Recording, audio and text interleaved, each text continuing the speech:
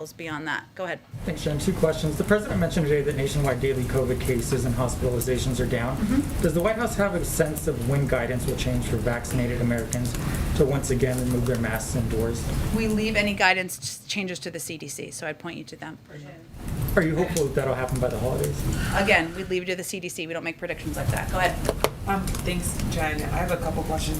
One to follow up on Eugene's about Virginia. Sure.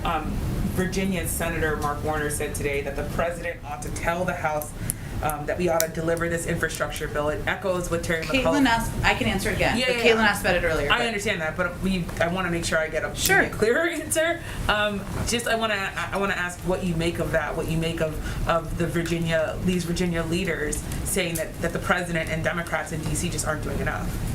I didn't read it exactly that way. I think it was an assessment of what a legislative strategy and approach should be. What we're working on, Yamiche, is working with leaders in the House and Senate to get both of these packages move forward, do it in short order, and deliver for the American people. I just don't have a further comment on it than that. The other question I have is about COVID. I'm wondering if you could explain to the American people why there isn't proof of vaccination or testing required in domestic flights. Is the president getting briefed on that? Is there any sort of assessment on whether that will change? We're hearing experts say that the U.S. should follow what Canada is doing, which is taking those policies to their domestic flights.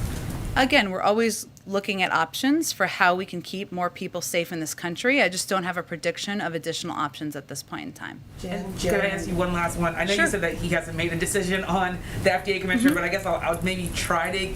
We already have Senator Bernie Sanders, who is saying that he has some issues with Robert Califf, who is someone who Politico is reporting the president's eyeing. Is the president at all concerned that there are already senators who are worried about pharmaceutical ties and ties to drug makers with this person that could possibly be the FDA commissioner?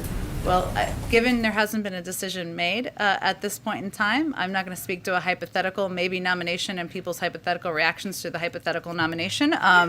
But I will tell you that the president's views and his policy positions are pretty clear as it relates to prescription drugs, the cost of prescription drugs, the unacceptably high cost of prescription drugs. That's why he has continued to push for it in his Build Back Better agenda, and he will continue to do that regardless of who is serving in any particular role in his administration.